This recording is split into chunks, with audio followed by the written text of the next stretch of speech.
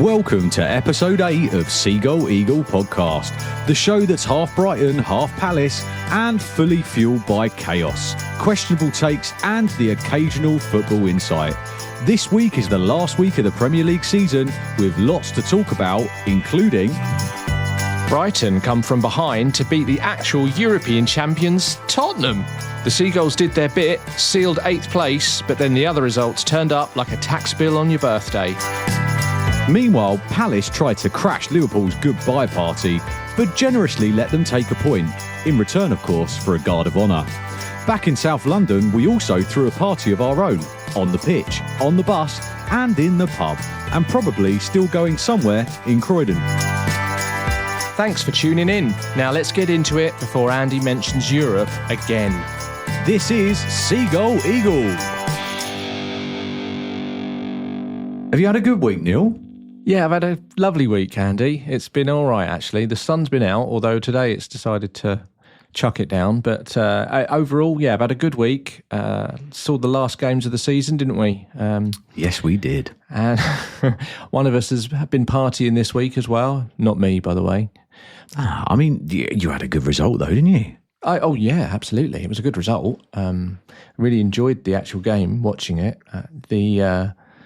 The result overall, maybe not quite what I wanted, but yeah, we all knew I was clutching at straws. Anyway, let's get to that later. First of all, I want to talk... Moved on quickly there, Neil. Absolutely, yeah. Can we finish now? And that was Seagull Eagle. Good night. We'll talk about the miracles that we mentioned last week later. I've had a good week. We did the FA Cup parade and the after party. Should we have a chat about that? Maybe let's leave that to a bit later. That'd be great. A little bit later. All right, mate. All right. Well, in that case then, should we kick things off by talking about when Crystal Palace went to Anfield to take on the champions, Liverpool. In fact, we're champions too, aren't we? I don't think it quite works like that. It's like champions versus champions. In fact, funny enough, it's the Community Shield, isn't it? That's we haven't got time to talk about that, Andy. Yet. Okay. Well, in that case then, we'll do a review of the game. Please. So, the Community Shield pre-match, should we call it the rehearsal for the big game at Wembley coming up later on this year? Palace took on the Premier League champions. And nothing says season finale like one emotionally confusing trip to Anfield. No one really quite knew what we were doing, whether everyone was going to be wearing sombreros on the pitch or floating on lilos, or whether anyone actually cared too much about what the score was. Ollie Glasner thought differently. He wanted to win every single game. I think Liverpool, to be fair, it was getting a bit embarrassing, wasn't it? They were setting records for the wrong reason. Not winning a game since they've won the title. So I think for them, it was actually, they needed to win a game. You can't convincingly lift the Premier League trophy in front of your home fans after getting beaten by Palace in your own backyard, can you? It's not a thing you can do. I think they had to show up this time, didn't they? They did, and they just about did. So Glasner made 4 changes from the starting 11 from the win against Wolves. Back in the side were Tyrick Mitchell, Kamada, Eze and John-Philippe Mateta, a.k.a. the gang that you actually don't want turning up to a party against Liverpool. Drop to the bench, you've got Joel Ward, Esse and Nketiah, who clearly needed to lie down after all that midweek excitement. As for Ben Chilwell, he was out with illness for the game. Maybe the thought of going back to Chelsea after his loan finish this week might have been made him feel a bit queasy, do you think? That would do it for anyone, wouldn't it? Yeah. And of course, Gay and Wharton were still injured from that epic battle of Wembley. So Dean Henderson took the armband, also, of course, due to Gay being injured. So Liverpool then, they made 4 changes, clearly meaning business, with Andy Robertson and Virgil van Dijk being recalled into defence. There were also starts for Diaz and Jones as well. Now, here's a wild stat for you, Neil. Blimey, we've gone early on stats. Palace are actually pretty decent at Anfield. Oh, are they? Yeah. You mean apart from the 9-0 that they lost? Well, let's not worry about that. Okay. So our last 4 league wins against Liverpool were all away at Anfield. Now, Palace start the day... Wow, where was it again? Oh, I can tell you this one. Go on, Neil. 12th. obviously. But mathematically, if the stars align, and this is something you should be really familiar with, Neil, looking at clutching at straws, if 5 teams collapse, then the football gods are in a good mood. We could finish potentially as high as 9th if we win that game. It could be our successive top 10 finish, which is what Glasner and the team were hoping for, to not only break our top Premier League record score in terms of plus 50 mark and keep going. Yeah, because you've already done that, didn't you? Already done it, but we want to keep going. Yeah, sure. We could also finish back-to-back top 10, which we haven't done before. Right, believe it or not. Okay. Because every time we have a good season, it's followed by a bad start next season. I believe that.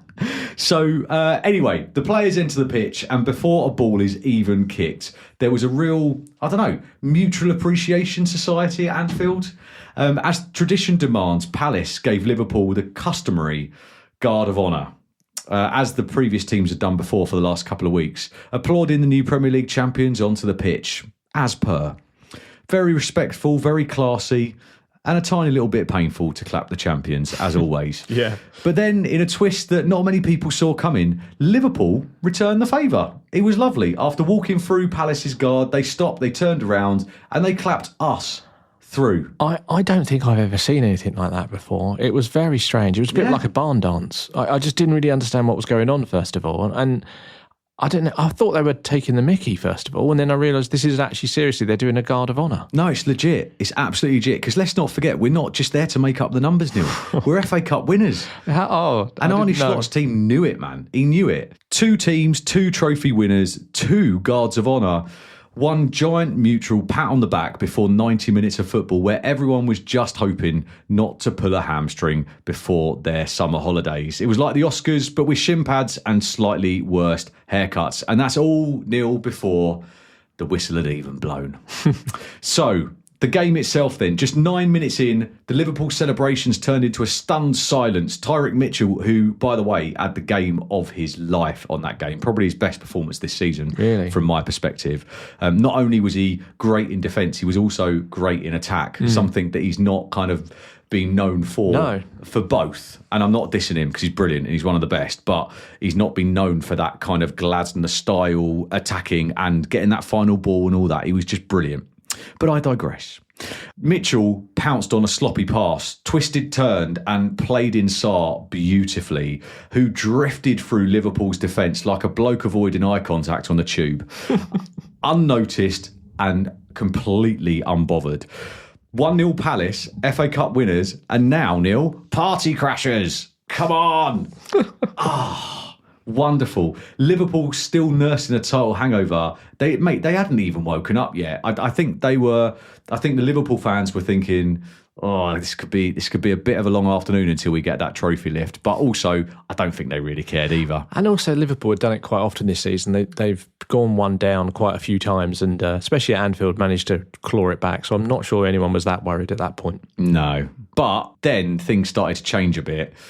Diaz had a couple of half chances, but it was mostly Palace. I mean, maybe I'm biased watching it, but it felt like Palace were probably the livelier of the 2 teams with the better chances. Right. Then Mitchell was up for it again. I told you, game of his life. He set up Mateta, who did find the net. But the assistant referee had his flag up quicker than Roy Hodgson standing to applaud a sideways pass. It was ridiculous. However, completely legit. It was offside. But I still enjoyed the celebration. Shortly after that, Salah, hunting a place in the Premier League record books, nearly grabbed an assist. But England's number 2, shortly number 1, Dean Henderson, was having absolutely none of it. Huge save, part-time keeper, full-time show-off at the moment, to be honest. So that was the first half, really, in a few words. That meant that we were 1-0 up, obviously, at Anfield. And at that point, this is where you're probably going to enjoy this bit, Neil. I was sat on my sofa, checking my phone for the league table, wondering one of 2 things. Go on. Are Palace still in 12th? Could we possibly have avoided the 12th place? So I was thinking to myself, how can I legitimately come into this podcast day, into the studio, still being in 12th? Because that's just going to be open for all sorts of abuse from you. So I was frantically searching BBC, refreshing the table, but no, still in 12th. and not out of 12 for the first time since Jesus was alive. I think it's bad. And the second thing that I was checking was, are Brighton still losing? And the answer was yes. So I was thinking to myself, even though we can't beat them, the other results are going in Palace's way. We were sat quite comfortably actually in 10th at that point. And I'm thinking to myself, back-to-back top 10 finishes. So far, Neil, so good. Second half. Liverpool start to panic a bit and bring on Trent Alexander-Arnold to mass applause. Wait, hang on. Were we not booing him last week? Nothing to say that football fans are fickle, eh? Suddenly Jurgen Klopp has a few words and everyone's changed their mind. Innit? I mean, did I miss the group chat where we decided that he was good again? I mean, unbelievable. Thankfully they did, though. I'm pleased that they finally saw some sense. I know. And in case anyone forgot how good he was, he pings a 60-yard pass straight into Nunez's laces. And again, Henderson, big block, still 1-0. Then Sarr came again, this time with a thunderous volley. Alisson, not to be outdone, flies through the air and pushes it wide. So at this point in the game, two keepers currently locked in a who can be more heroic competition, in some kind of keeper off, as it were. Now, Glasner then decides, 1-0 up, let's take off Mateta and Eze. Why did you do that? Replacing them with Nketiah and Devaney. And then absolute chaos. Kamada was brought down at the halfway mark and Liverpool get a red card. Even with 10 men, unfortunately, it felt at that point, you would have thought, right, they go down to 10 men, Palace would have got momentum. Yeah. Didn't kind of work like that. It was strange. I was expecting that a little bit, especially with the way they play. You just thought they'd go for it, you know. I think it was the embarrassment of losing on the cup lift day. I felt like they just thought, right, do you know what? We've got to do something now. So, yeah, even with 10 men, Liverpool continued to push up the field, and it did feel like I was sitting there watching it, and it just felt like the inevitable was going to happen. But I've tuned myself not to think like that now, and I'm like, no, we don't do that anymore. We don't concede late goals. We keep the lead. Not this time. Finally, as I said, on the 84th minute, I think it was, the inevitable happened. Liverpool found the equaliser. Gakpo nods it down. Salah scissor kicks in goalward. And thanks to a deflection straight from football hell, it's in. 47 goal involvements this season. Salah now level with Shearer and Cole. Yeah, newsflash, he's pretty good. He is, isn't he? He is. And we all knew that. Now, late on, Nketiah, one of my favourite Palace players, as we know, had a golden chance to steal it for Palace. But his finish was, let's just say, more probably testimonial than top bins. It was flipping awful, Neil, is what it was. Now, I've dug out my pre-prepared Nketiah speech and we'll add this moment to this. Should we call it the Nketiah can do better speech, which potentially we can dig out in the next couple of weeks? Oh, absolutely. We've got plenty of time now. It could be have a little special feature all about Nketiah for you. I think so. I mean, I had it ready, didn't I, for the Wolves game? Yep.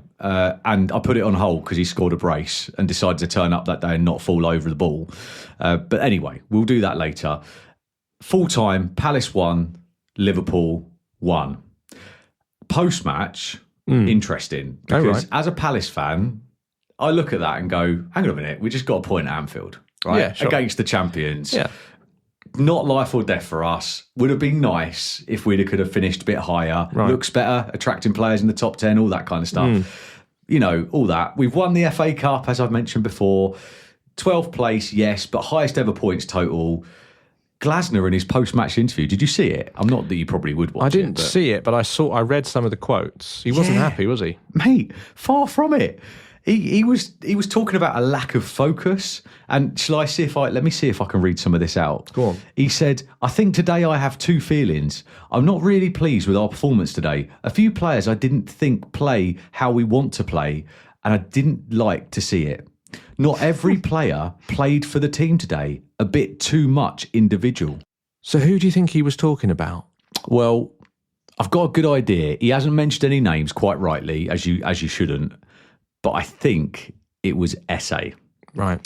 The kid we signed last year from Millwall, he had his kind of first start against Wolves when we spoke after the about FA Cup. him. Yeah. Okay. He's the kid that danced through the players last week, just like Zaha would. Yeah.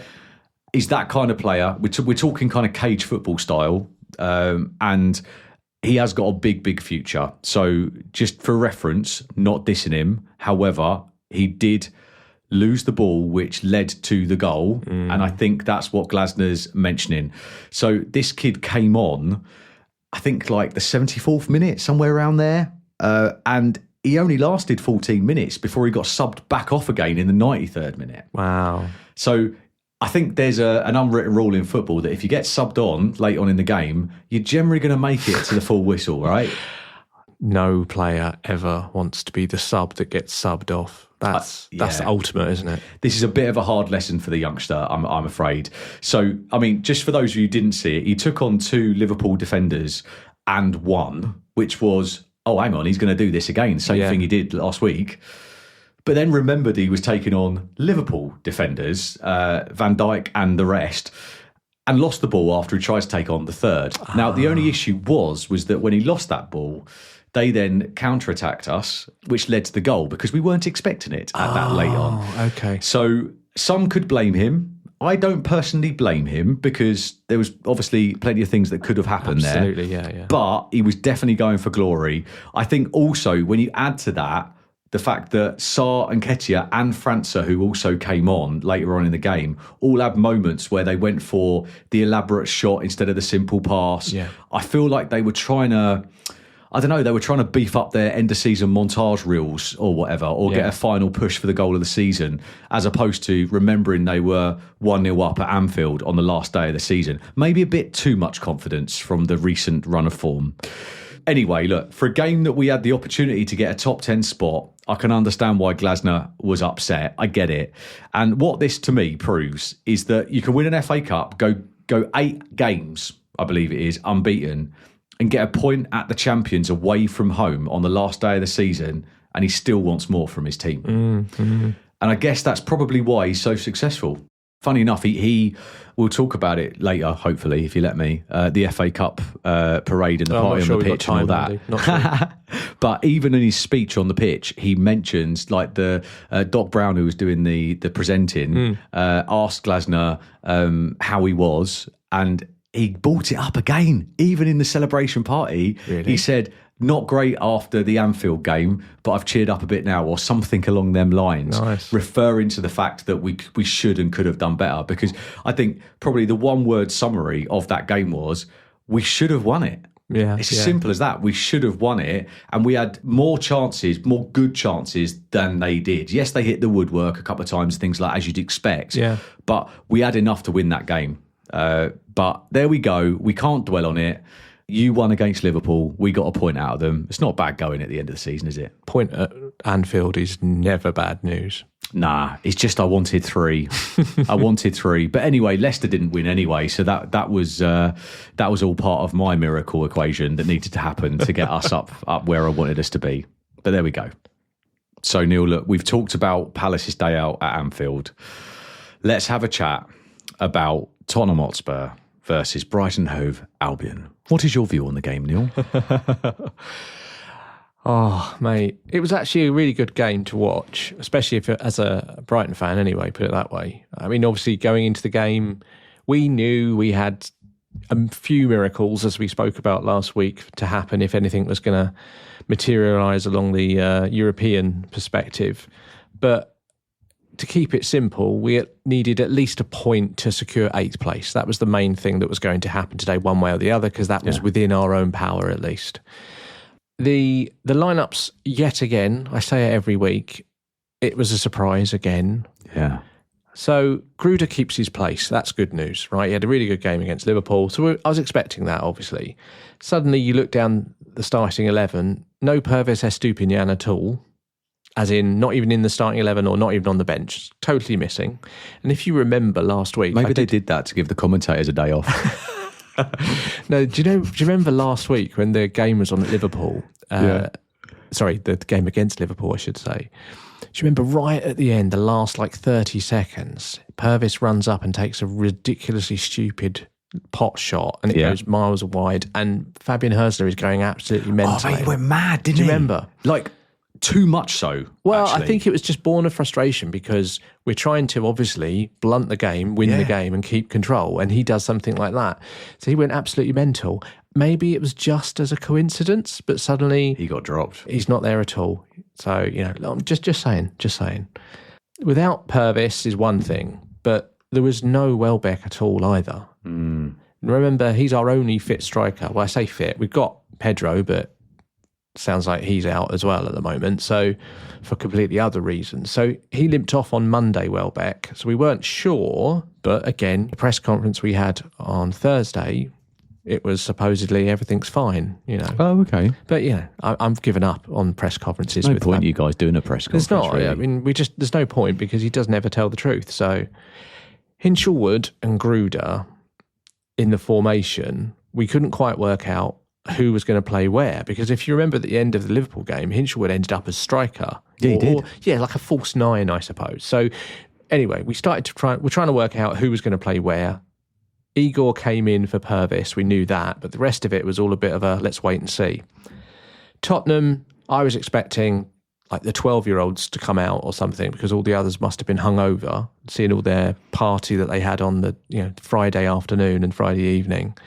But actually, when it came down to it, there was only Romero that was missing from the starting 11 against the Europa League. In the Europa League, Son was missing as well, but then we knew he was injured and had been trying to rest anyway.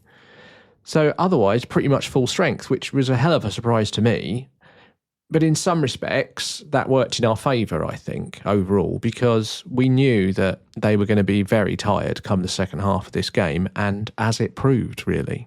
The only thing that made me more surprised out of all the different starting 11 was probably seeing Brennan Johnson's name on the starting 11, mainly because I honestly, I thought he'd have about 3 weeks off. He was so, let's say, merry on the Friday. I don't know if you saw any of the pictures, but he was worse for wear, put it that way. So to see him actually starting on the pitch was quite a surprise. Anyway, I digress. Game starts. Formation does then start to become a little clearer. Albion in attack as such played with like a box midfield where they had like a 4-2, which is what they normally have, but then a 2-2. And what I mean by that is they have two defensive midfielders, two number 10s, and then the two wingers either side. So no one in that striking position.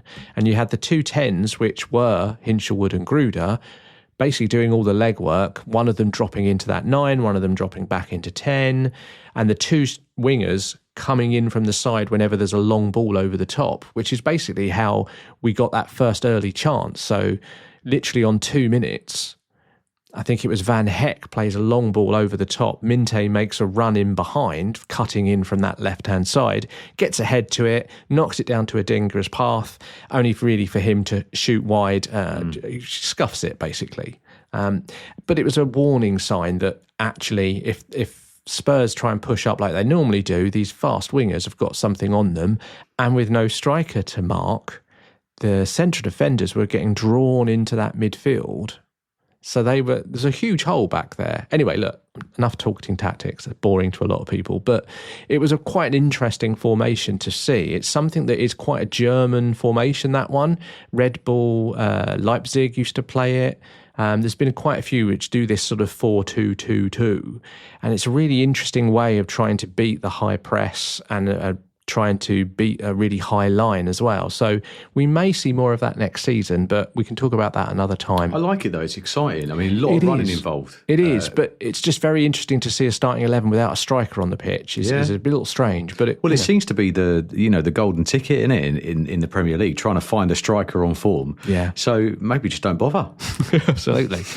So anyway, look, the game poddled along quite well. It was very end-to-end. Spurs were up for it for a little while, at least. It got to about 15 minutes when really the first major incident of the game happened. Spurs were attacking sort of more and more, and they were trying to press our midfield as we were for them as well. And their press this time paid dividend. They won the ball quite high up. Papamate Sarr plays the ball through to Tell inside the box. Mats Wiefer tries to catch up with him, but Tell sort of like cuts inside across him, and basically Wiefer clips him on the leg. He goes down as they all do now, like a pack of cards. Yep. And it is a pen. It's a very light one, but these days that's what you get. You get that decision for you. So no arguments really. Spurs hadn't really caused loads of issues, but they'd been quite pushy and quite making lots of pressing. So they get their penalty. Solanke steps up, puts it away. Spurs take the lead 1-0, and suddenly it's like, well, that seems a strange scoreline already, because actually we were pretty even up to there, and I don't think they really created that many chances. The rest of the half is mainly sort of Albion pressure and possession, a couple of opportunities, but nothing major. Spurs are resorting to really just that one sort of the counter-attack where they possibly can just break with their speed merchants that they've got on the pitch. There is one, I think it was around 40 minutes, where they counter-attack from our corner. And it does take a fantastic stop from Verbruggen to get in there, from Matthias Tell again, who has another opportunity. But again, as I say, that first half was a relatively sort of nullifying from both ends from that perspective. We go in 1-0 down, and to be honest, in a strange way, I'm not that concerned at this point, because the game is relatively open and we haven't played badly. We just haven't created loads of chances. We just needed something to happen to sort of spark us into life maybe a little more. And the thing that you're forgetting there is that you're playing Spurs. The European champions, yeah. Against Man United. So half-time, I'm looking across the scores, across the Premier League, just in case. I bet you are. And all I can see so far is, well, actually a lot of nothingness. Half-time, there wasn't many goals anywhere, really. It was a slow day, wasn't it? I mean, the good thing was that Nottingham Forest Chelsea was 0-0, and I was like, okay, that's close, that's tight, that's good. The Villa one that I needed to happen to was 0-0, and I was thinking, okay, this is good. Didn't really look too far into it, because I can't keep looking because it'll just send me crazy. I'll just watch the Brighton game and just worry about it later. Nearer the time, if it's getting to that sort of squeaky bum time, then I might have a look. But so second half starts, and even before it starts, it's quite clear that Fabian Herzler wasn't quite happy with what had happened in the first half. He makes a change, or actually he makes two changes. So Ayari comes off and Diego Gomez comes on. Now, Diego Gomez is someone who we haven't really seen much of so far this season. He signed in January. Well, we signed him like ages ago, but he joined in January from the American League. And he's had little moments here and there, and he looks like a good player, to be fair. He does. He's lots of energy, lots of chasing around. We've been told before this that from the Paraguayans themselves that he's got a great shot on him, that he's a goal scorer, but we've not really seen much of that yet. He comes on from Ayari. He goes into the sort of that number 10 position that Jack Hinshelwood was playing, and Hinshelwood comes back down into the defensive midfield. So again, that's a straightforward change. Fair enough. We'll see how he does. Simon Adingra, thankfully, gets off the pitch, and Karu Matoma comes on, and suddenly we've got our talisman back. You know what he's like. For the time being. Or at least another 45 minutes. That's what I was hoping.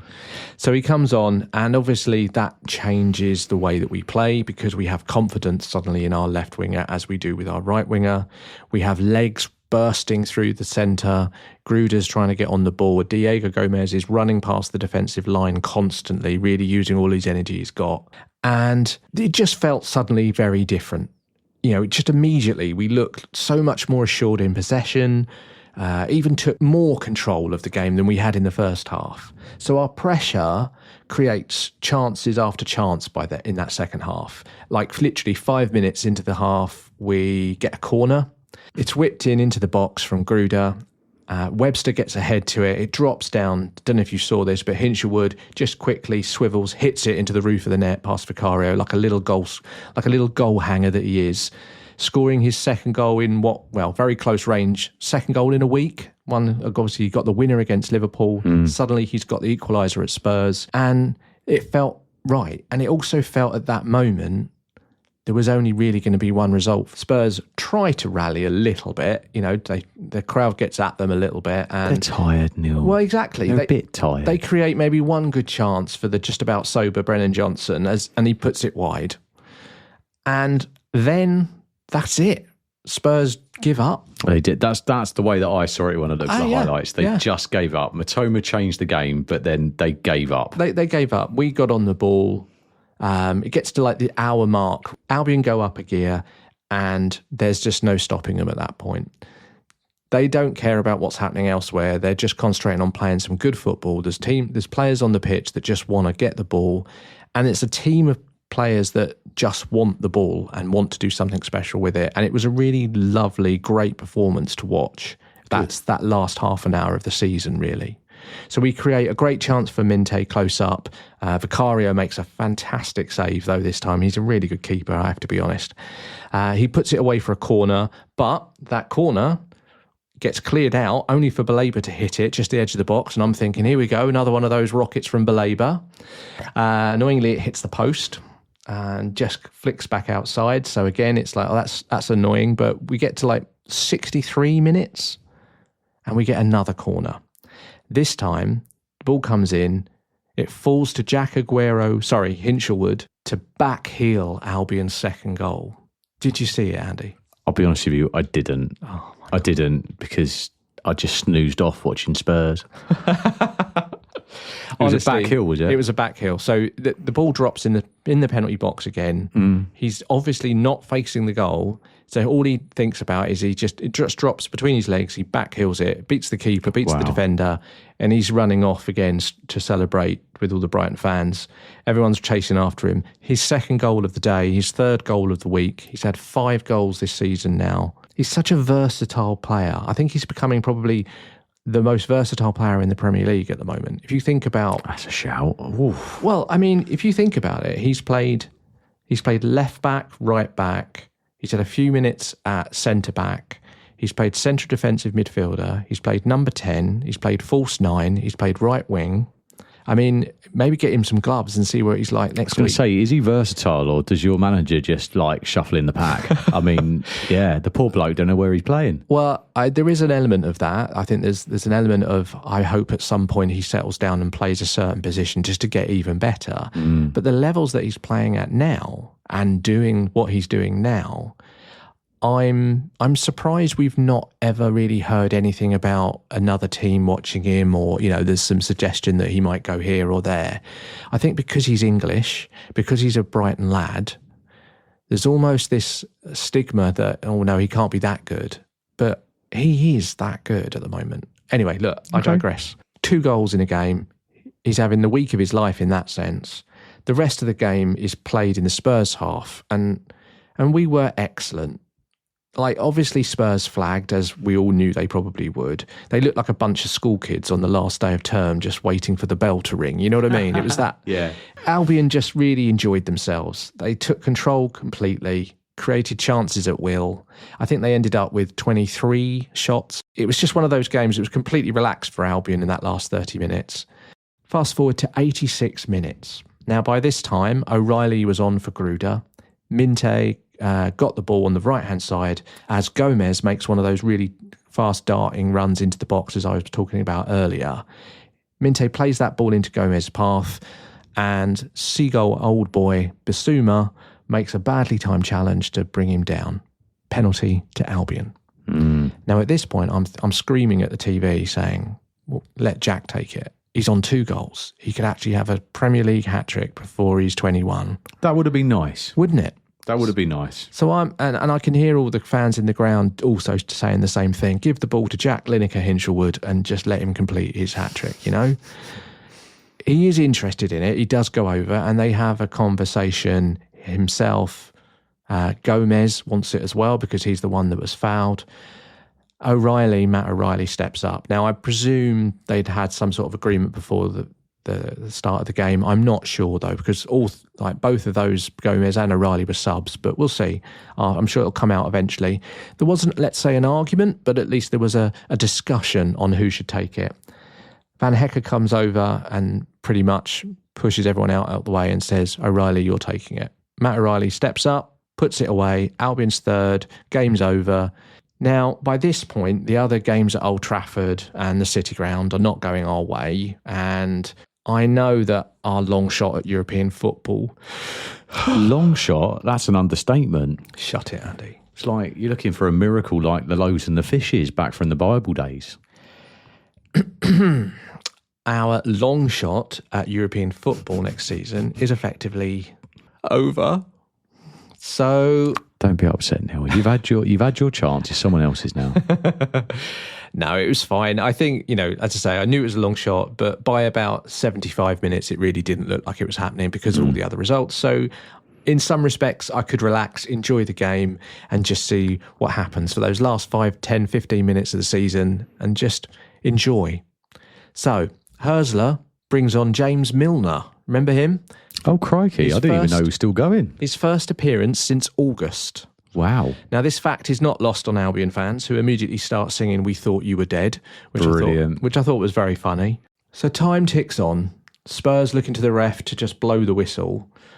But one person really didn't want to finish the season without a goal.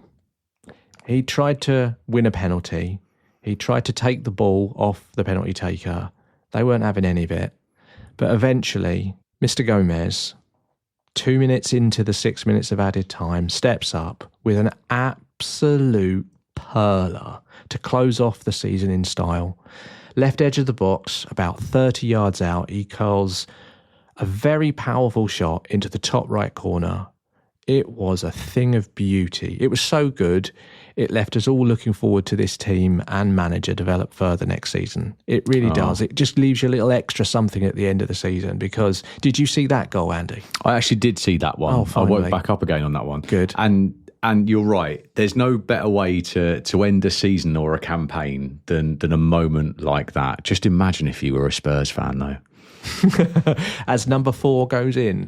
I don't know, I just get the feeling no one really wanted to be there for the game. They all wanted to be there for the bit after, didn't they? Yeah, but how do you legitimately raise a cup in a stadium after getting beaten by Brighton after winning the European League? I mean, it makes no sense. It's a mockery. It's been such a strange season for Spurs, but I don't want to talk about them. I want to talk about Brighton. And you have. Thank you. So, yeah, look, as I said, it left us feeling good. It left me looking forward to seeing the team develop more. Yeah. And I think also as a passing point, I've spoken a lot about Fabian Hörsler, and we will talk about him, we'll talk about Glasner, we'll talk about lots of things in the close season as we continue with Seagull Eagle through the close season. But one little point I just wanted to make before... About 5 weeks ago, 6 weeks ago, we sat down here and we had that conversation about predictions, about what we thought was going to happen. Oh, yeah. And I appreciate biasly thought Brian would have a really good end to the season. And it was hope at the time. You weren't far off though, mate. I was very close. Brighton did better than I thought. So they've, in their last 5 games, they got 13 points out of a possible 15. So they got 4 wins, 1 draw. And I was expecting 4 wins, or at least that's what I was hoping. Look, my point being that I was hoping for an end of season where the players would get into some sort of rhythm and I would start seeing some way of playing that I'd been struggling to see in the way that we'd been playing up until then. And what I mean by that is Albion and Fabian Hörsler, I wasn't quite sure what our style was.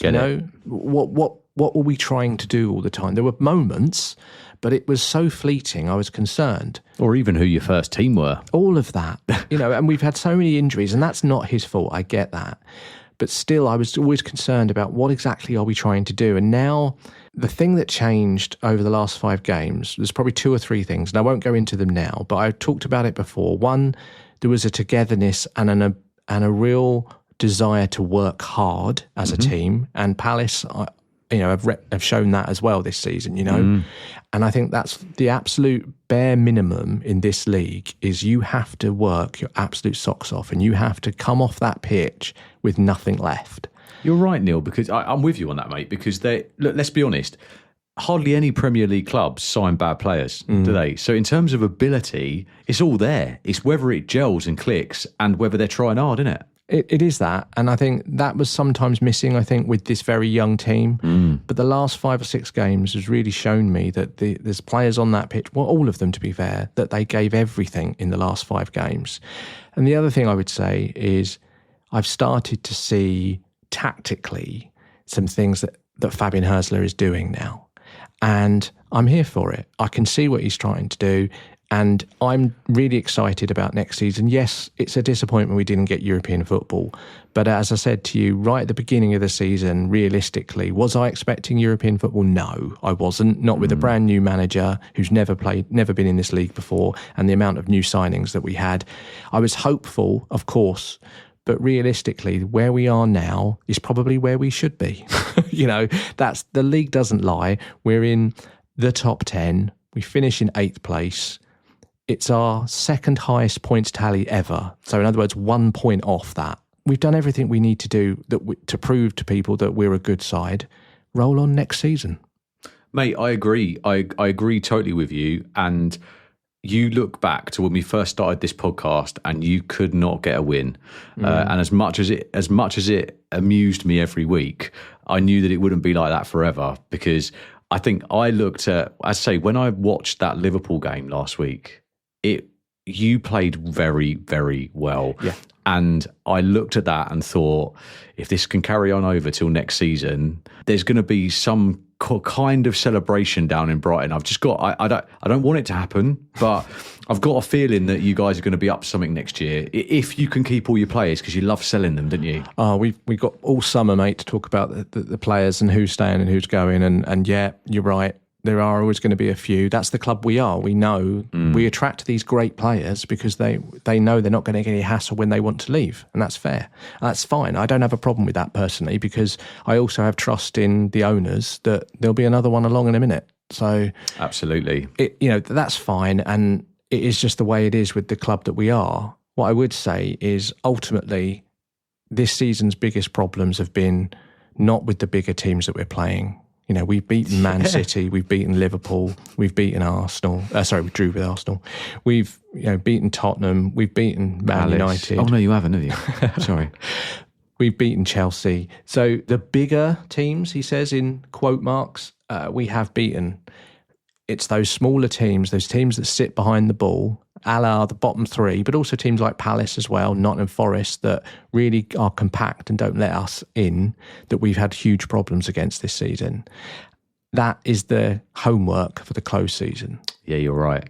I think you've had a very good season, and I think you hit the nail on the head. And it's pretty much the same for Palace, Neil, which is, I think we probably got what we deserved out of that in terms of a Premier League campaign. Yeah. We didn't win a game for 8 or 9 games or whatever at the start. How the hell can you expect any more than 12 when you don't win up until Christmas? So, and for you guys, you had that horrible slump in the middle bit. So I think we both got out of it what we deserve. I know we shouldn't celebrate this, but I still feel we should. We're both still Premier League teams who are doing decent and have got a launch pad now for next year to go and do wonderful things. So, I mean, the day that one of us gets relegated, the day this podcast goes to pot. So at least we're still back in the league next year. Oh, look, listen, mate, if it happens next season and Palace go down, I'm here for it. Don't worry. Well, I probably won't be, mate. You'd be doing a podcast on your own. Right, that's the end of part 1. See you in a mo.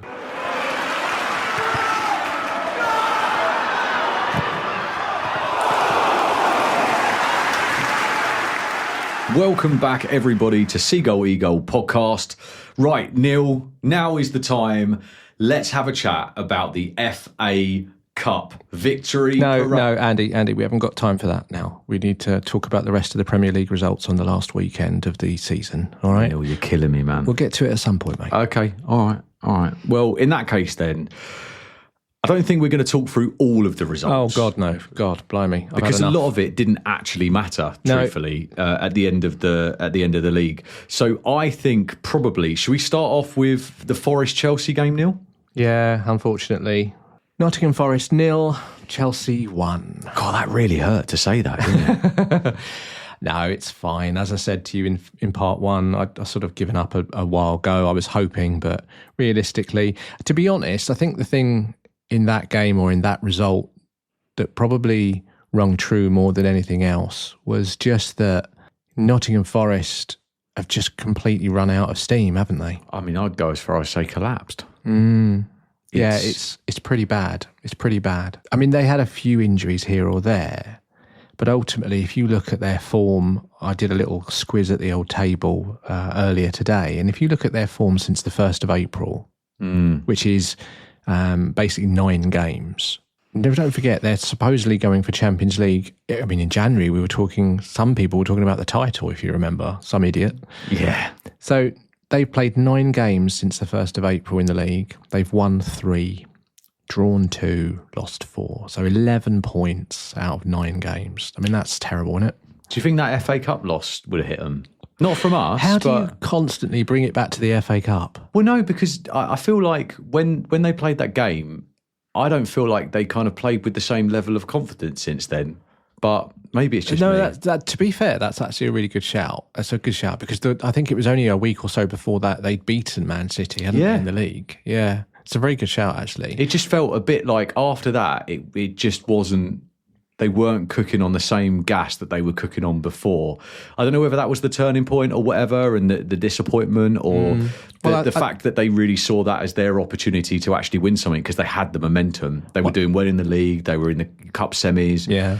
You know, I feel it goes one or two ways after that kind of moment, doesn't it? I agree. I think the other thing that probably happened when it got to sort of March, April time is that pressure turned up.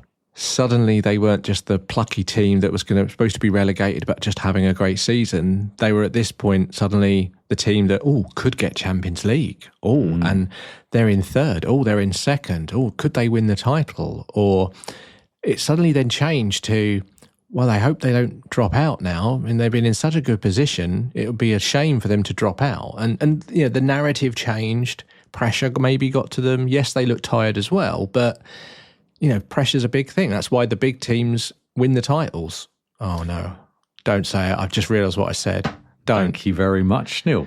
So, do you know what also, though? We were just having a chat about Palace and Brighton, quite obviously, on this podcast, and how we both, even though it pains me to say it, feel like we've probably got what we deserved out of the Premier League season this year, given how we played and you know, yes, from a Palace perspective, if you look at our form, we should have done better than 12th, but we had that horrible start, right? Yeah. But for Forest, when you look at it, I mean, surely they were overachieving from the offset. Oh, right? Absolutely. I mean, I actually thought they were relegation. Me too. I honestly thought they'd be 17th, 18th, somewhere there, in the battle for relegation. And that's why the manager's obviously got, you know, the recognition that he, you know, deserves, I guess, because of the fact that he's taken a club that should have been and everyone thought were potentially going down. And, you know, there were a lot of worse clubs in the end than them. And but I think he's done wonderful things with them, but the longevity of it. Oh, mate, I'm here for it. One season wonder, that's my bet. Do you reckon? Oh, yeah. No, I'm absolutely serious. I mean, obviously, they're going to have to strengthen their squad because they're in Europe now next season.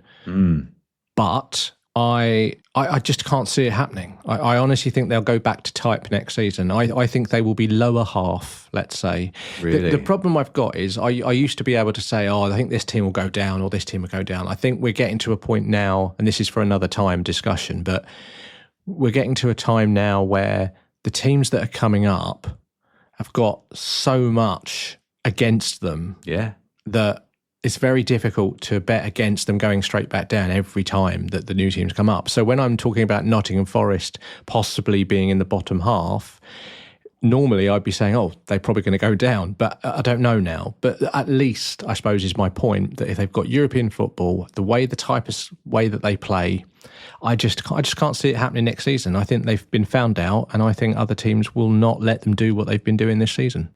Let's move on. Chelsea, congratulations to them.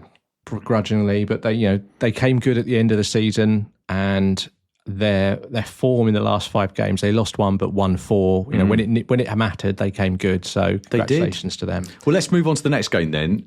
Man U 2, Villa 0. I know, the shock and awe of it. Well, wow. Did you see this game? Did you see bits? I saw the highlights. Right. Okay. I mean, this was such a strange game in that it all really centred around 2 decisions. Yeah. It was a really tight affair, first of all. Boring, some would say.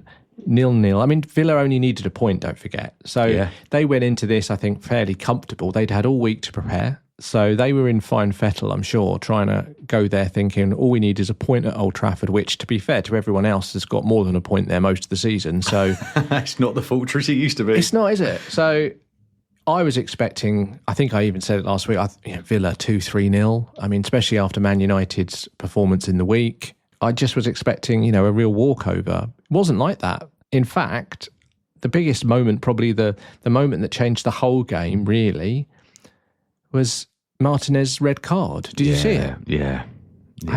What was that guy on? What a ridiculous decision. That's probably his last game as well. I think that's pretty much, he's off now after that. So he's left them with that. There was a little part of me that just thought, has he done that on purpose?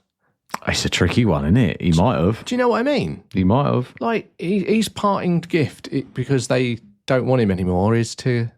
But yeah, terrible decision, runs out. He's not even hiding the fact that he's made a wrong decision, takes out the striker, red card straight away. Fair enough. He knew what he'd done. Absolutely. He knew what he'd done. And then there's the bit where the ref blows the whistle too early. Go on, tell us about that.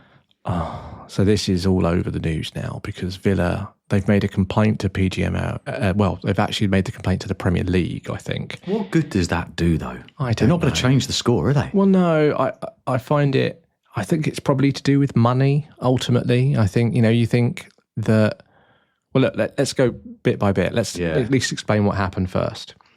So Morgan Rogers chases down a ball, goes back to the Man United keeper. I say keeper because it was Bayindir, it wasn't actually Onana.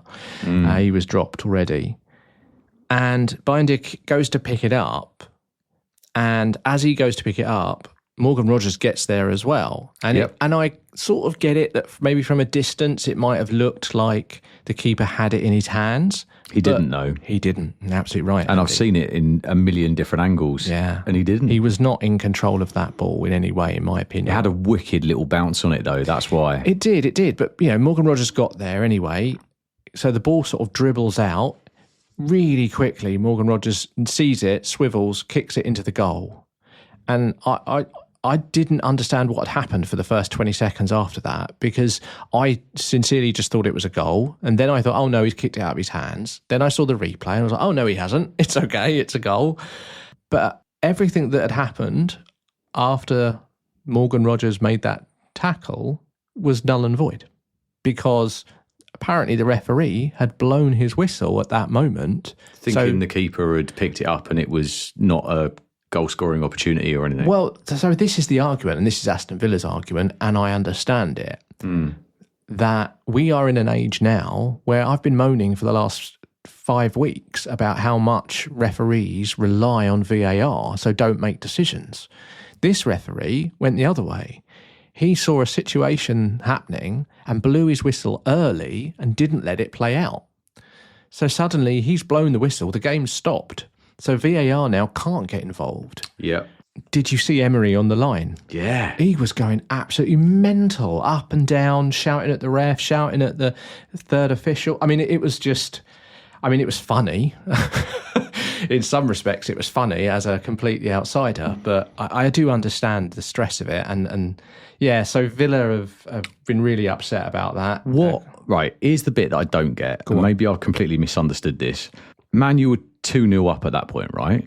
1-0 up. Oh, they were 1-0 up. This is the point. So this happens, and then literally like 30 seconds later, they go down the other end and score.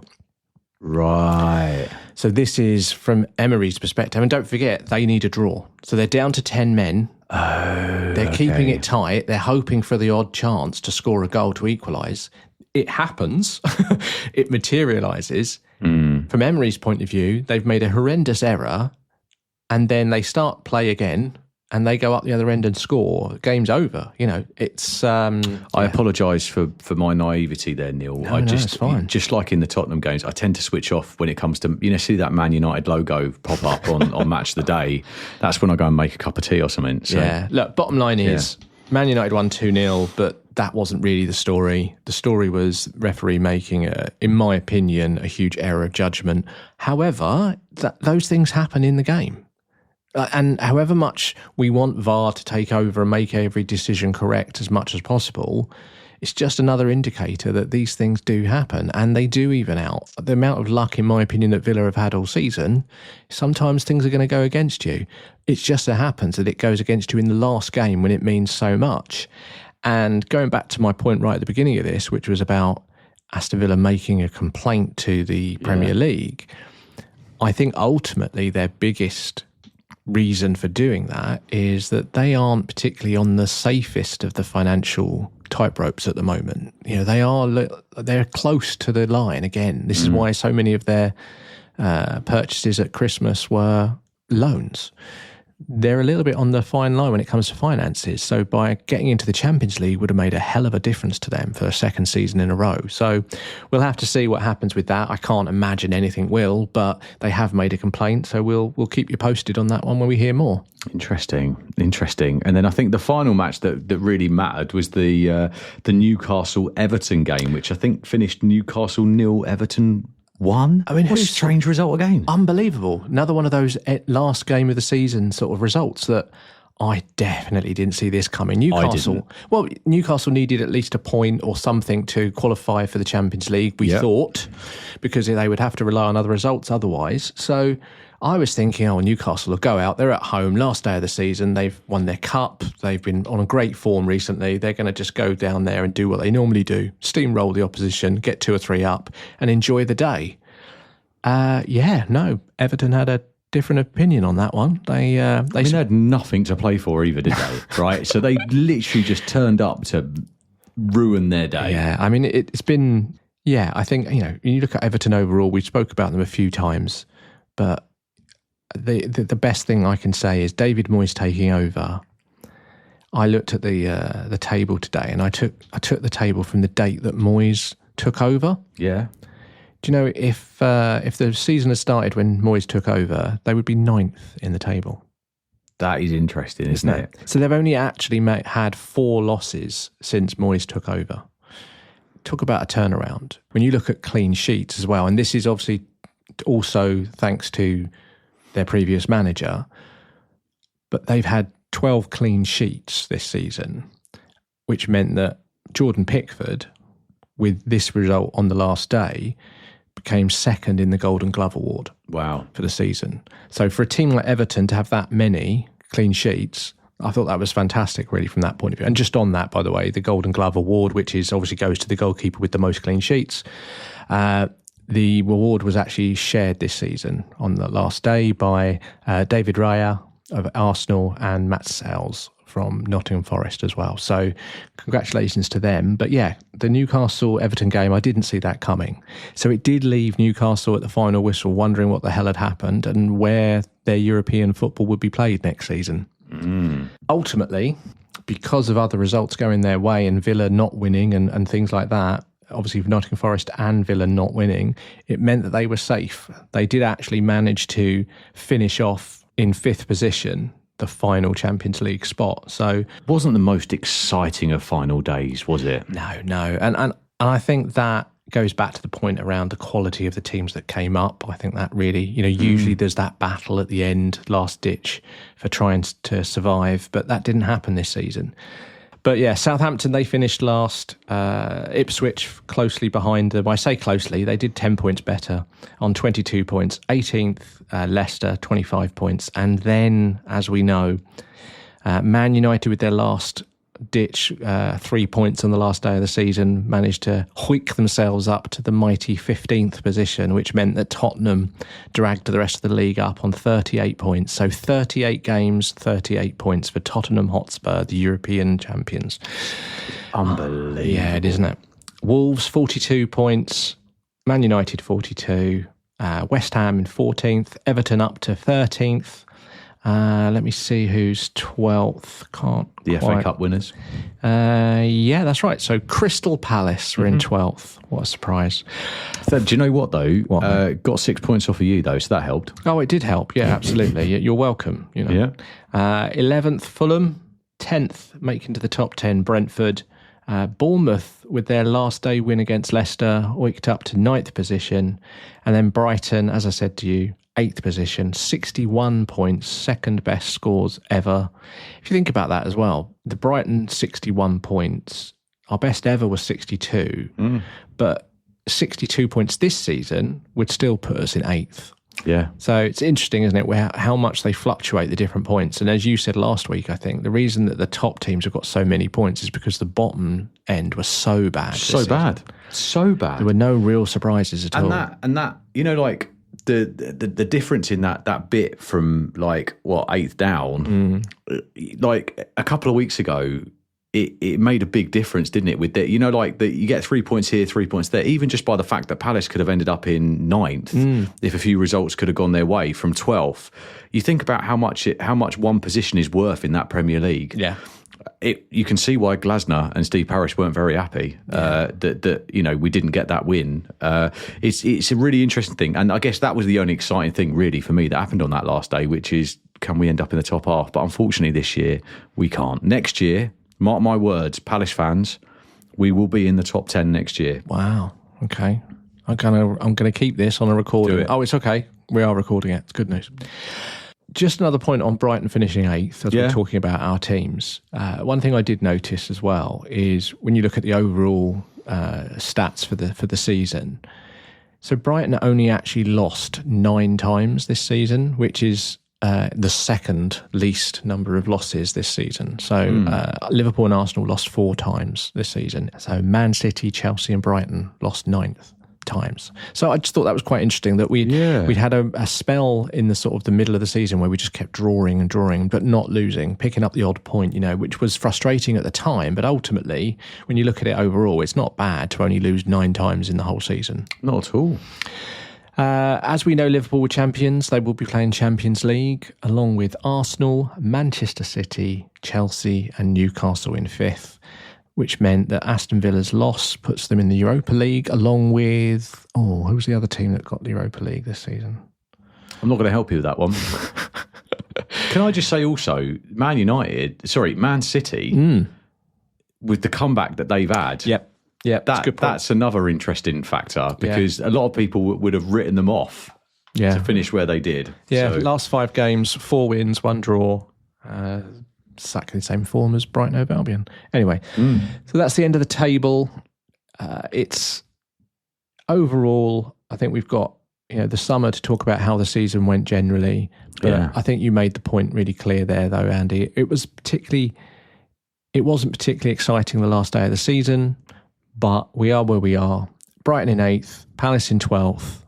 Yeah, that's just normal service resumed.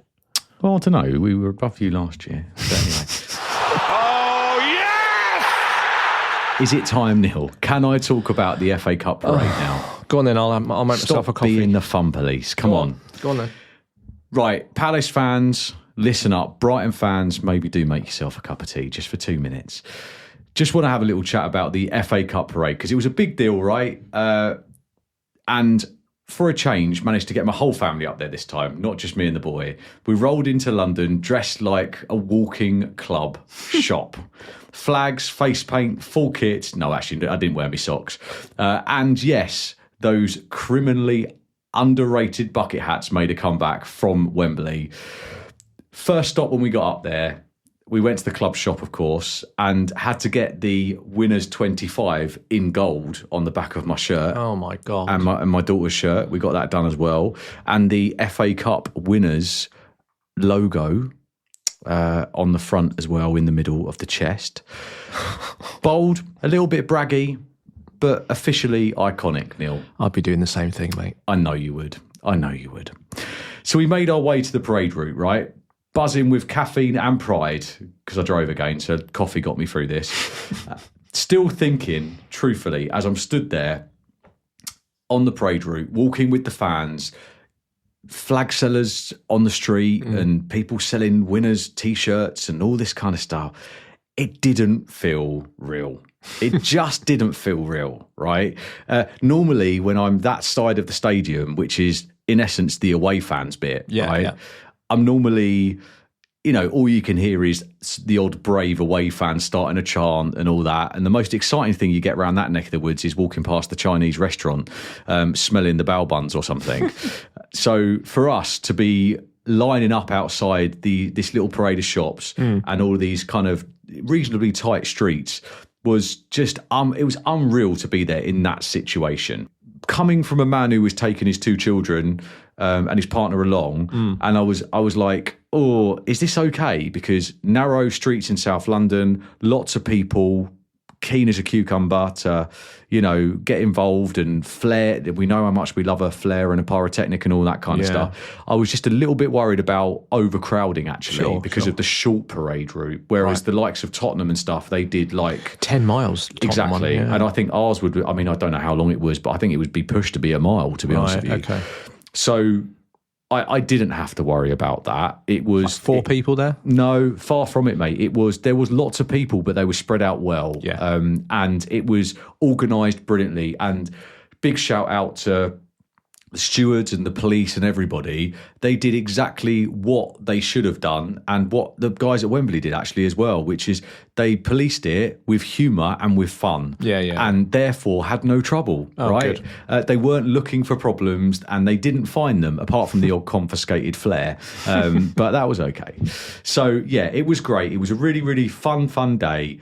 Everyone was buzzing. We took our positions by the Arthur Waite, which is the away stand for most people who would know that. Okay. And we stood there so long waiting that my Winners 25 brand new shirt nearly became a vintage collector's item. It felt like forever. Probably more specifically because I had my 2 children with me, trying to keep them occupied while we were waiting. And we took the position there, and true to form, boom, but not 1 bus turned up, but 2, right? Just like when you're waiting for a bus on the way home. Absolutely packed with Palace legends, of course, and about 400 litres of Prosecco being drunk by the bottle. They were all hammered, Neil, absolutely hammered. And it's really funny because you normally see these players in their peak physical fitness, their sports kit and, nice combed back hair and all this kind of stuff. They were in, a lot of them were in like comedy bucket hats, and Mateta had his big boom glasses on, which are brilliant, with the word, the comic word boom, which is his thing. They were all very kind of, they played their characters really well, and there was not often that you see your legends and icons of the club absolutely hammered. And I think as the bus came past us, Will Hughes was downing a bottle of champagne to the excitement of all of his fellow teammates. So there we go. So that was that one. The atmosphere was electric. Streets ran with everyone from toddlers on shoulders to granddads on actual lampposts. Not a hint of trouble, as I said, just pure joy and the odd dangerously wobbly fence. So that was wonderful. As the bus rolled past, we legged it into Selhurst Park because we were one of the lucky few, and I'm really sorry for anyone listening that didn't manage to get in, but we were one of the few that managed to get into the party on the pitch. And it said party on the pitch. And it's really funny because when I was speaking to the family about this, and they were like, we get to go on the pitch. And I was like, you ain't going to see any grass on that pitch. They'll put the plastic covering down like they do for the festivals and all that kind of stuff. No, they didn't. We were on the actual pitch. And I remember walking on expecting it to not look like Selhurst Park with no markings, nothing. And we literally went into the away bit, which is something you never end up doing anyway in your own club. Went into the away bit. The Wolves badge was still up there from the last home game. Bought a coffee and some crisps or whatever for the kids from the away little kiosk with all of the home fans going, the pints are cheaper in the away section. Why is that? Which is funny. That seemed to be the thing that annoyed everybody. And then walked down a bit that you're not allowed to walk down, right? We got given on the way in a silver festival band which said, Neil, pitch access. Honestly, everyone, if you could see Andy's face, it looks like, honestly, it's like Christmas to him. I can just see his little face lighting up. Pitch access in like a premium band. I begrudgingly cut it off yesterday. My son still got his on. We went down there and literally set foot onto the actual pitch. And I honestly, it was phenomenal. A childhood dream unlocked. And that sounds stupid, but to be able to actually go on the Selhurst Park pitch was, it was a dream actually of mine come true. Sure. And I'll carry on and tell you a little bit more about that later as to some of the things that we recreated on that pitch. Anyway, for those of you who weren't there, live music, food stalls, Beer on the pitch was another little thing that everyone could do. You could take a beer and not just stand at the back against a wall at half time. You literally took it straight into the stands, into the pitch. It was lovely. Everyone was kind of having a great party atmosphere. And then on came the players, strutting through the fan-lined walkway. So if you can imagine, at the halfway line, they created 2 festival barriers to create like a walkway from what in essence would be the director's box in the main stand. So they come up through the director's box, walk down through onto the main pitch, all the way through the halfway line and onto the stage. Right. So they'd really kind of thought about it. And as they strutted through the fan-lined walkway, and just like a Palace counter-attack, the high fives came thick and fast, joyous and slightly chaotic. The players came out, and I got this impression from them, Neil, that they didn't want to engage too much with some of the fans, because I feel like they were concentrating on putting one foot in front of the other in some instances as well. But they were really friendly with it, and it kind of gave us a little bit of an insight into what their characters are like that you don't normally get to see, which was lovely. So then Glasner spoke, and the entire stadium paused to listen. Even the kids pretending to be Mateta stopped kicking the Coke bottles to take note of the boss doing his speech. It was lovely to listen to his thoughts, and the fact that I think the thing that I took away from that speech was actually he's not going anywhere, and also he ain't done yet. Really? It felt like that, did it? 100%. Yeah. I mean, if he's got 100%. European football, you can just imagine he'll be at least one more season because he's got the opportunity to win something again. He ain't going nowhere. He's certainly not going Tottenham, I'll tell you that now. So then what they did was obviously you guys had your end of season awards a couple of weeks ago, didn't you? That's right, yeah. What they did was instead of hire out the Fairfield Halls in Croydon, which they normally would have done, they decided to combine these 2 events into one, which was quite nice. So Doc Brown, who's a big Palace fan and kind of presenter and rapper and all the other things, and also somebody else, together they presented this and made quite a really special moment, actually, a really unique moment where the fans in their droves and in their volume can participate in the success of these players over the season. So it was a really, really nice event. And of course, with the stadium came all of the theatre, the big screens, the fireworks, the pyrotechnics that goes with all of these awards. So it kind of felt quite big. It felt quite nice. So, Henderson accepted the award on behalf of the team for the moment of the season. Can you think what the moment of the season might have been, Neil? No, okay, I know what it was. What, winning back-to-back wins at Brighton? No, it wasn't. It was the FA Cup winning moment at Wembley. So Henderson quite rightly accepted the award for that. And this was my favourite moment of the day. And my children loved this one too, which was Henderson celebrated by singing and encouraging the entire stadium to sing his very own version of Shakira's Waka Waka, which has become a fan favourite after he was filmed singing it in Box Park, absolutely steaming off his face after the win. So and this is why I thought of you, Neil, because it goes something a little bit like, hey, hey, da, da, da, da, da. And then it goes, 12th again, who gives up? We won the FA Cup, da da da da da da. And every time they sing that, it reminds me of you, Neil. Fair play. So even our goalkeeper, number 2 goalkeeper England, jokes about the fact that we keep ending up in 12. But who cares? We won the FA Cup. Anyway, Muniz cleared up. He won Player of the Season and Players Player on his birthday. Oh, really? We all sang happy birthday to him. How old is he? He's 29. Blimey. He's 29. That's older than I thought he was, actually. Yeah, well, he started late. What do you mean? Well, he didn't kind of do what you would traditionally think the footballers do these days. I see what you mean. Okay. He kind of hit the big time quite late on in his career. Okay. Maybe it's actually quite a nice story. Maybe for another day we can feature him and I'll talk make about a note. that. Yeah. Anyway, yeah. So he cleared up. He got Players Player and also Player of the Season, and quite right too. His impact since he's come to this club has been second to none, and we are very lucky to have him. He's just signed a new contract, and I believe he's made it into most people's Premier League team of the season, actually, in his position there. So aren't we lucky to have that guy, and very well loved as well. Mateta won goal of the season for that chip against Arsenal. I don't know if you remember that one, Neil. Yeah, lovely goal. He came on, saw the keeper, and lobbed him into the Stone Age. It was a wonderful, wonderful goal. I think he'd only been on the pitch for a matter of minutes when he did that as well, which made it even more special.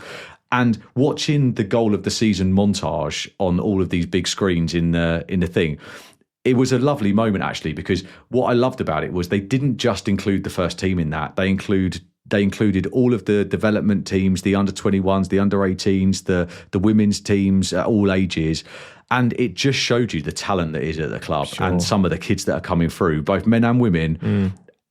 They're gonna have big futures, and there's some wonderful, wonderful goals.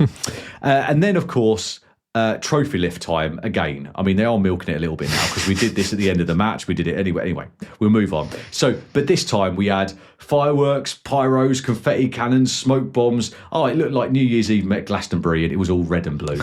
It was wonderful.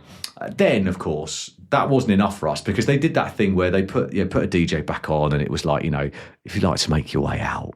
And I looked at the family, I was like, I don't think I want to make my way out. I'm on the Selhurst Park pitch. I feel like an 8-year-old child right now. I'm going to make the most of this. So we pursued in reenacting iconic moments on that pitch just so we could say we did it. Right? So I kicked the non-existent corner flag, Mateta style. Nice. I think some of the stewards who clearly don't understand Crystal Palace were wondering what was going on. I think one of them thought I was coming at them, actually. But that's okay. And then, of course, we played keepy uppies and 1-2s with the kids with a half-flat Coke bottle. Just to say that we've now played football on the same pitch as the greats. Not many people can say that, can they? I genuinely just pretended like we were 8 years old, playing on the pitch at Selhurst Park. I think final verdict for me, I will stop wanging on about this now, Neil, I promise, but it's been an epic couple of weeks, one that I didn't ever think I would kind of get a chance to see. The fact that I've been able to take the family there as well. Thank you, Crystal Palace. Genuinely lovely, lovely day out. You got loads of criticism about what you were planning to do and what you could do. And I understand that party was for the few and not the many. And I think that's a learning for the future, which is how do you make it more accessible, not just for the season ticket holders and the members that managed to clamber their way to sign up when we started doing well. I think we need to have a look at how we do it for the future. But thank you for a wonderful day out, for the scarves that you dished out to everybody on the free, the flags, all the other bits and pieces that you did to create that moment that we won't forget that. My son will never forget going on the pitch. Of course. So it was a wonderful day and a wonderful end to what was a brilliant season. So there we go, Neil. That was all about my day out now. I can stop asking. I don't know if you can hear the rustling in the background. Oh, here we go. But I've got, for those of you who saw it on television, my daughter managed to collect a vast amount of the gold winners' confetti cannon stuff as it fired up at about a mile up into the air. And you decided to bring it to my house. Well, I thought I'd give it to you as a gift, Neil, so that you can look at this and always remember the Palace great day that always was. remember. Trust me, mate, I will never forget. It's very difficult to forget with you in my house. Brilliant. There we go. Shall we move on just for your sake? Oh, please. Okay. What else has been going on this week then, Neil? Well, it's probably worth congratulating the third and final team to get a place in the Premier League for next season. So congratulations to Sunderland, who make it back to the promised land. Last time they were here, I think they were relegated in 2017. So, yeah, fantastic result for them in the playoff final at Wembley this weekend. I don't know if you saw the winning goal. They left it late, didn't they? They did. 95th minute. 19-year-old Tommy Watson, beautiful winner at the end, sent the Mackens absolutely wild. It was a beautiful shot. Like, he's clearly a very skillful, quick sort of like left winger. Huge potential. A lot of people are saying about him. I might see a few teams in the summer try and get him to come to the. Hang on. Oh, that's right. Brighton Hove Albion have already bought him. Have you actually? Yeah. We tried in the January transfer window. We've finally got an agreement about March time. It was communicated. So, yeah, we've got him for about 10 million. He's already a Brighton and Hove Albion player, or at least will be from the 1st of June. So, thank you very much. Wow. Brighton, yet again, doing the business. What else are we going to talk about? Oh, actually, there was something just to highlight the fact that the circus is just about to start. That is the transfer window. Love it, Neil. I love it. Do you? Oh, I just every single day going onto Google, type in your club's name and then going to the news bit, sort by date. That is my morning ritual. Love Do you it. know what? I get RSI. I do from refreshing Twitter every 5 minutes during this time of the year, but mainly because there's nothing else going on. But it is a bit of an addiction, isn't it? Do you know what I mean? Just keep looking at stuff like that. So yeah, the transfer window as such opens on the 1st of June. All the way to the normal window, which this year is the 1st of September. And one other slight point on that, which is really good news, is that 1st of September deadline is now the same for the whole of Europe. Wow. So it's finally been changed and agreed across the whole of Europe. Yeah. So everyone will finish, I can't remember exactly what time, I think it might be 5 p.m. or something, but it's an earlier one. It's not even a late night one, because of European times across Europe and stuff. So no more sitting there watching the countdown clock until 11 o'clock. But it won't be too late. Yeah, I think you're still going to have that scenario where it gets to a certain moment and there's going to be those deal papers gone into the Premier League for the last We've got a deal. Yeah, exactly. What was that? I've no idea, mate. So, yeah, anyway, look, 1st of September it does finish, but good news is it's the same for everyone across Europe, so we don't have to wait for any dodgy either Turkish teams trying to nick our players come 2nd of September. Got one more thing I want to talk about. Oh, go on then. Right. I know quite a few Brighton fans, unfortunately, right? Because how very dare you. Well, it's true. I obviously living down near Worthing Way, being a Palace fan, I'm reasonably well known amongst my group of friends for supporting Crystal Palace because I don't try and hide it, right? So I've noticed. Exactly. So therefore, since the FA Cup, a lot of them have begrudgingly said to me, congratulations or well done, which I found quite weird. And my family have found quite weird because they're like, why are they congratulating you? You've done nothing, Andy. You've just supported a club. And I'm like, get it. Now, that has now turned from begrudgingly congratulating me and walking away very quickly or continuing their day to, yeah, but Andy, you're not actually going to end up in the Europa League. You know that, don't you? Because you're going to get disqualified. And I'm like, right. So how is it that no one in the world believes that that's going to happen apart from the Brighton fans that I know? Yeah. And it happened to me. I was at my son's football tournament on Sunday, hence my burnt forehead, being out in that sun all Sunday. And 4 or 5 people came up to me and said the same thing. So I thought, what better way to talk about this myth that the Brighton fans have seemed to have worked themselves into a frenzy about than on this platform. Well, like most rumours, it comes about through a slight element of truth. But that's about it, isn't it, really? I hope so, Neil. Yeah. Personally, I wouldn't be worried. But do you want to try and explain it? Well, yeah. PSG won the Coupe de France, right? Yeah, that's right. FA Cup final, job winners. Yeah, PSG, what a surprise. I'll be honest with you, I've been terrified to pronounce that, and I feel like I might have got away with it. Coupe de France. Yeah, there you go. So why is this important? Well, it's important because Lyon finished 6th in League One and get the Europa Conference League spot, right? So that's what happened. They finished 6th, they get the Europa League spot. But because PSG have already qualified for the Champions League, their Cup winners' European spot drops down. So it's a little bit like our sort of situation. Yeah, it's the same as ours. Yeah. Therefore, pushing Lyon into the Europa League is how it works, right? So now we ended up in a situation where Lyon were in the Conference League, Palace were in the Europa League. And so what's the connection between Lyon and Palace? As all the Palace fans will know, we are in the Eagle football group because of one of our co-owners, John Texter, who owns the football group, who wanted out and wanted to buy Everton at one point. We don't quite know what he wants. And I think there was rumours the other week about the fact he was making a grab for the whole club, and Steve Parish get away from me. He's clearly passionate about the Eagles. I think what he's clearly passionate about is having more control. Yeah. But in this situation, thank God he doesn't, because UEFA rules say no individual or entity can have control or influence over more than one club competing in European tournaments to protect competition integrity. And Neil, I worry about integrity. It's an important thing for me.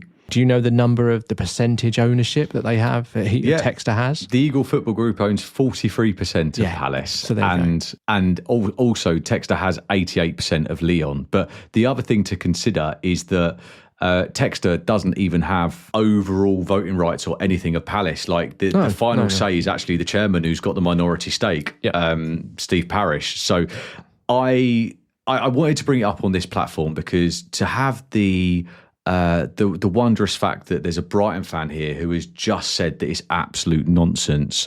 Anyone I know that has come at me with that now can now rest in the knowledge that it's absolute rubbish. Yeah, I mean, nice try. Don't get me wrong, but it's not going to happen. So I think you'll be absolutely fine to lose every game in Europe next season. Well, do you know what though? The funny thing is that even if it does happen, do you know what would happen? Go on. We'd end up in the Conference League. Oh, well, there you go. And we'd bloody win it anyway. You might win that one.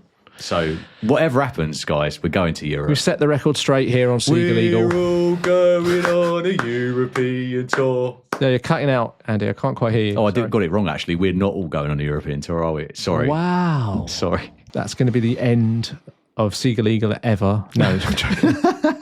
Well, that's a wrap for episode 8 of Seagull Eagle. Episode 8, blimey, and it's the end of season. But listen, please hit that subscribe button.